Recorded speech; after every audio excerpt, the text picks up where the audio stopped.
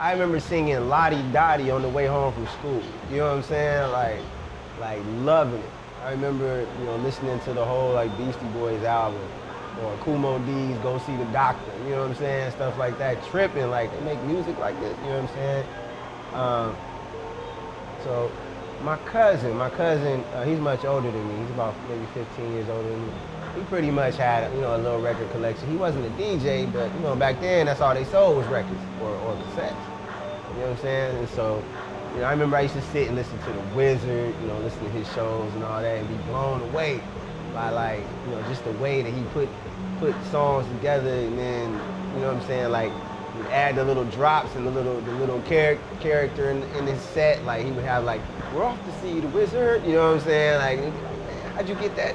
How you get that in there? And you know, stuff like that. And so, you know, he was one of those people that definitely inspired me to be a DJ, or actually to want to even look deeper into DJing as a youth.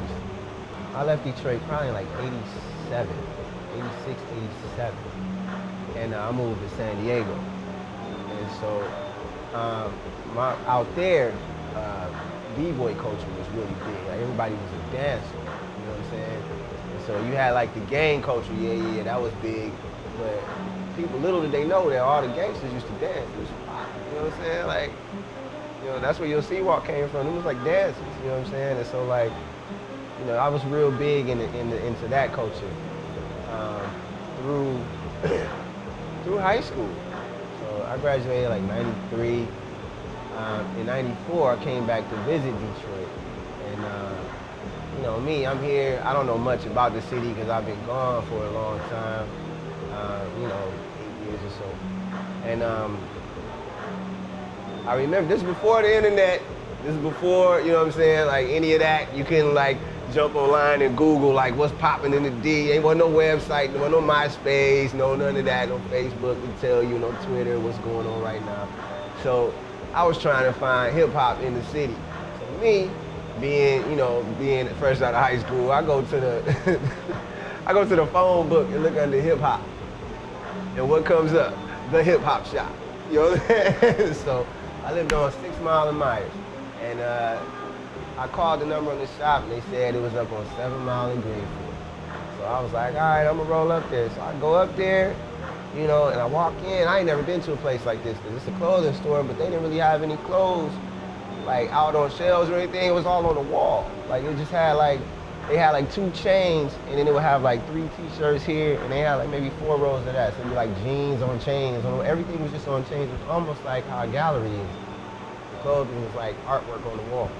And I walked in, and you know, the first person that I saw was Proof. And Proof looked at me and was like, "You're not from here." I said, "Well, how you know that?" He was just like, "You're not from here. Where you from?" And I said, "Well, yeah, I was born here, but I lived in California for the past 8 years." And he told me about what was going on at the shop and what's happening. And he was like, "What do you do?" He said, "Everybody does something." And I said, "I'm a dancer." And he was like, "We need dancers for the shop." And I said, "To do what?" He was like, "To dance in the shop." And I was like, "Okay." He was like, "We'll pay you like $7 an hour." Remember, that's, back then, this is what, 94? Minimum wage was like $5. You know what I'm saying? So I'm like, $7 an hour to do what? He was like, to just come dance in the shop. But you got to audition first. So I was like, I got to audition. He was like, yeah, but you audition for the boss. But before I take you to the boss, you got to audition for me.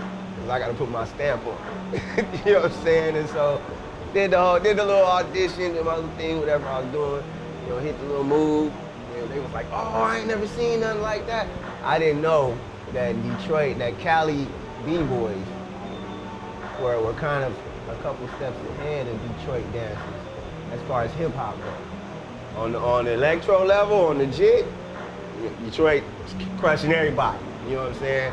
When it came down to like breaking or like them hip hop dancers that was in the videos, then, you know what I'm saying, Cali was like miles ahead of the D. So cats just really wasn't ready. So I was able to, to really lock that job down. So auditioned for Proof, and then he brought out Tyrone, the manager, and then he brought out Maurice. I had like 3 auditions or whatever, just. So So my first day back in Detroit, I found the hip-hop shop and got a job. Y'all know every Saturday, 4 to 6, the open mics at the hip-hop shop. And that's where the battles went down. Like, you know, in 8 Mile, they showed at Drew's. Drew's was there, and the shows happened at Drew's. The battles happened at the shop. Long story short, that's where I met everybody. Dilla, Proof, you know, Head, M. M really wasn't that MC yet. He was still up and coming. Proof was like training him and bringing him up. So everybody was there. Fat Cat, Tone, Elzai. Elzai was young at the shop. You know what I'm saying? But he hung around the shop, so he came up learning, you know, that whole MC art form right there.